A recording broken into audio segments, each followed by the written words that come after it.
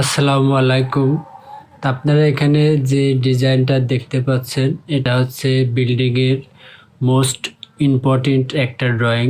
আর এই ড্রয়িংটা যদি আপনি না বোঝেন এবং না শিখেন, কিংবা এই ড্রয়িং সম্বন্ধে আপনার কোনো রকম যদি কোনো চিন্তা ভাবনা না থাকে, এক কথায় বলতে গেলে আপনি যদি এই ড্রয়িংটা সম্বন্ধে কিছুই না জানেন এবং এই ড্রয়িংয়ের কাজটা কি কিছুই যদি এই ড্রয়িং সম্বন্ধে না বোঝেন, যদি মুখস্থ কাজ দিয়ে করতে যান, তাহলে আপনি একটি বিল্ডিংয়ের কাজ কখনো শুরু করতে পারবেন না।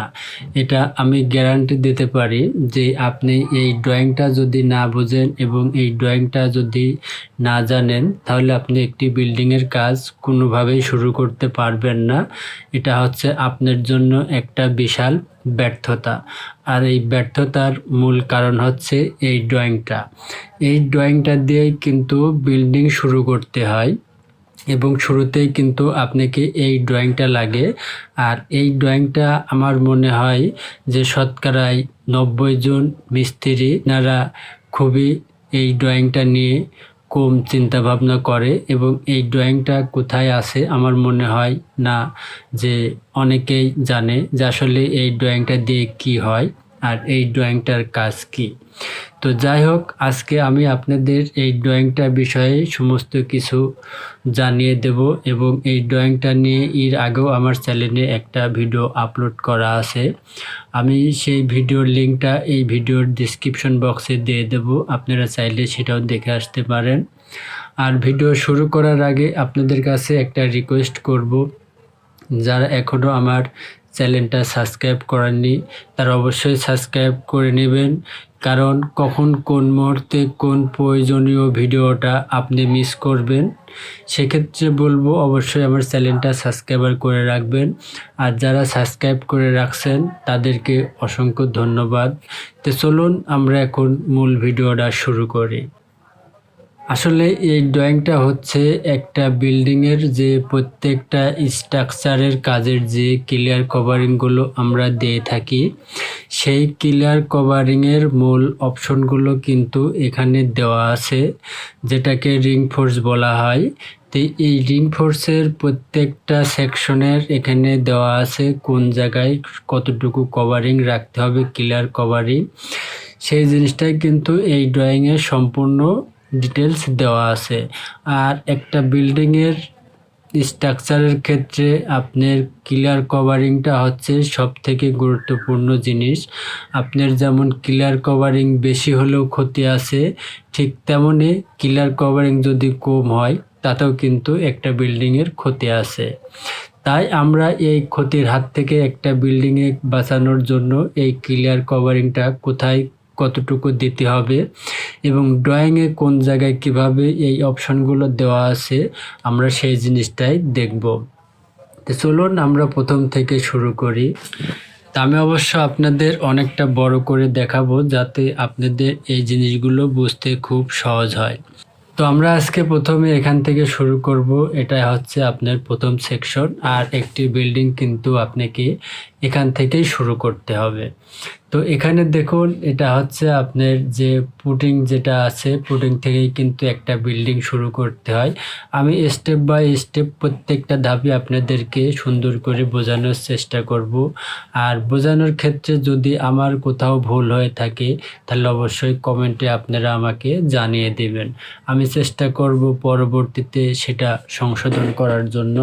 আর মানুষ মাত্রই ভুল করে, আমারও ভুল হতে পারে, আমি ভুলের ঊর্ধ্বে কেউ না। তো এটা হচ্ছে পুটিং, আর এটা হচ্ছে আপনার পুটিংয়ের সেকশন। তো এখানে দেখুন, এটা হচ্ছে সাইড, এটা হচ্ছে বটম, এটা হচ্ছে আপনার গ্রাউন্ড লেভেল।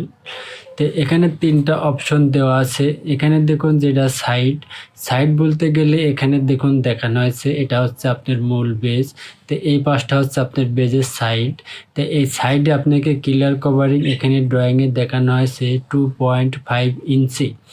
এই 2.5 ইঞ্চি এটাকে আপনাকে সাইডে ক্লিয়ার কভারিং রাখতে হবে এবং এই আপনি 2.5 ইঞ্চি ক্লিয়ার রেখে কিন্তু আপনার রড থাকতে হবে। এবং এটা হচ্ছে বটম। এই যেখানে দেখুন এটা কিন্তু বটমে এখানে ক্লিয়ার কভারিং দেখানো হয়েছে 3 ইঞ্চি। এই 3 ইঞ্চি কিন্তু এখানে এই যে এটা হচ্ছে 3 ইঞ্চি বটম, মানে আপনার বেজে যে নিচে যে 3 ইঞ্চি ব্লকগুলো দেওয়া হয় সেটা কিন্তু এখানে দেখানো হয়েছে। আবার অনেক ক্ষেত্রে অনেক জায়গায় দেখা যায় যে বেজের নিচে ইটের আদলা দিয়ে থাকে। তো এই কাজগুলো করবেন না কখনো। এখানে আপনারা সিসি ব্লক ব্যবহার করবেন। এই আপনার 3 ইঞ্চি সিসি ব্লক ব্যবহার করতে হবে। এটা হচ্ছে আপনার 3 ইঞ্চি ক্লিয়ার কভারিং। আর এটা হচ্ছে গ্রাউন্ড লেভেলের যে কলমটা, মানে আপনার মাটির উপর থেকে গ্রেড বিমের উপর থেকে যে কলমটা উঠবে সেটা কিন্তু এখানে দেখানো হয়েছে আপনার চতুর সাইডে কিন্তু 1.5 ইঞ্চি করে ক্লিয়ার কভারিং থাকতে হবে। এটা অনেক সময় অনেক ক্ষেত্রে দেখা যায় কিকার করার সময় 1/2 ইঞ্চি, 2 সুতা, 1 ইঞ্চি এরকম ক্লিয়ার কভারিং থাকে। তো চেষ্টা করতে হবে আমাদের সবসময় চতুর সাইডে 1.5 ইঞ্চি ক্লিয়ার কভারিং রাখার জন্য, যেহেতু এটা এখানে ড্রয়িংয়ে আছে যে দেখতে পাচ্ছেন 1.5 ইঞ্চি করে চতুর সাইডে ক্লিয়ার কভারিং রাখতে হবে।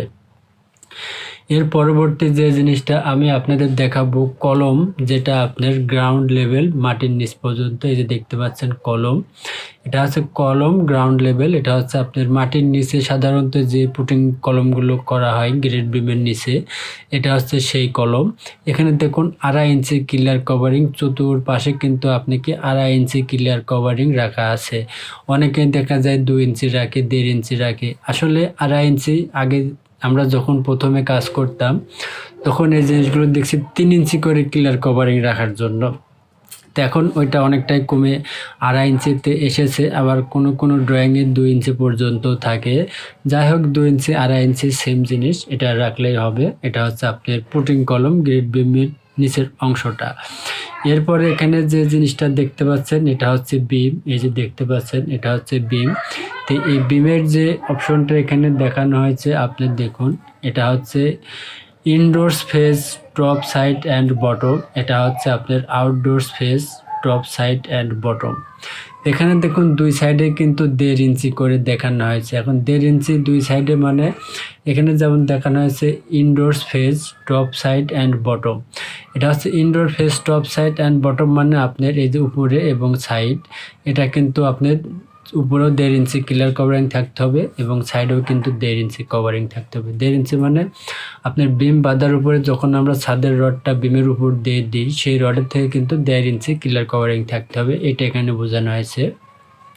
এবং সেম নিচেও একই অবস্থা, নিচেও 1.5 ইঞ্চি ব্লক লাগবে এবং সাইডেও কিন্তু আপনাকে 1.5 ইঞ্চি ব্লক থাকতে হবে। এক কথায় বলতে গেলে এই বিমের চতুর সাইডে 1.5 ইঞ্চি করে ক্লিয়ার কভারিং আপনাকে রাখতে হবে। উপরে থাকবে আপনার 3-4 ইঞ্চি ক্লিয়ার কভারিং এবং নিচে থাকবে আপনাকে 1 ইঞ্চি ক্লিয়ার কভারিং। এরপরে হচ্ছে আপনার এটা হচ্ছে ইউ আন্ডারগ্রাউন্ড আরসিসি 8 ইঞ্চি অ্যান্ড অ্যাভেলেবল। তো এটা হচ্ছে আপনার, এটা হচ্ছে ইন্টারনাল, এটা হচ্ছে এক্সটার্নাল। তো এটা এখানে দেখুন আপনার সাধারণত আন্ডারগ্রাউন্ডের যে ওয়ালগুলো করা হয় এগুলো হচ্ছে সেটা, এটা আপনার ফেস, এটা হচ্ছে যে সাইডে ওয়ালের রডগুলো মাটির দিকে থাকবে সেই সাইডে কিন্তু আপনাকে 2 ইঞ্চি ক্লিয়ার কভারিং রাখতে হবে। এরপরে যে অংশটা আপনার খোলা জায়গায় থাকবে সেখানে আপনাকে 1.5 ইঞ্চি ক্লিয়ার কভারিং রাখতে হবে। এটা হচ্ছে আপনার ক্লিয়ার কভারিংয়ের যে একটা সঠিক মাপ এবং সঠিক নিয়ম, এটা কিন্তু সেই জিনিসটা। আর এই জিনিসগুলো কিন্তু অবশ্যই আপনাদের জানতে হবে, কারণ একটি বিল্ডিং শুরু করতে গেলে কিন্তু আপনাকে ক্লিয়ার কভারিং জেনে কাজ করতে হবে। আর যদি আপনি ক্লিয়ার কভারিং না জেনে কাজ করেন তাহলে কিন্তু আপনি কোনোভাবে কাজ করে উঠতে পারবেন না। এর পরবর্তী যেটা হচ্ছে এটা হচ্ছে আপনার ওয়াটার ফেস। এটা দেখতে পাচ্ছেন ওএইচ ওয়াটার ট্যাঙ্ক, এটা হচ্ছে আপনার ওয়াটার ফেস, এটা হচ্ছে আপনার আদার ফেস। তো এখানে দেখুন ওয়াটার ফেসের যেটা পানির দিকে থাকবে সেখানে কিন্তু আপনাকে 2 ইঞ্চি ক্লিয়ার কভারিং রাখতে হবে। এটা হচ্ছে ওয়াটার ফেস, মানে 2 ইঞ্চি ক্লিয়ার কভারিং রাখতে হবে। আর আদার ফেস মানে যেখানে আপনার পানির কোনো স্পর্শ যাবে না সেখানে আপনাকে 1 ইঞ্চি ক্লিয়ার কভারিং রাখতে হবে। যেমন দেখুন এটা কিন্তু আপনার ট্যাঙ্কের ভেতর সাইড, এখানে কিন্তু আপনি 2 ইঞ্চি করে ক্লিয়ার কভারিং দেখানো হয়েছে। আর এটা নিচের যেটা আছে এটা হচ্ছে আপনার আন্ডারগ্রাউন্ড যেটা ওয়াটার ট্যাঙ্ক হয়, এটা হচ্ছে সেটা ইউজি ওয়াটার ট্যাঙ্ক, মানে আন্ডারগ্রাউন্ড ওয়াটার ট্যাঙ্ক। এটা হচ্ছে ওয়াটার ফেস, এটা হচ্ছে আদার ফেস।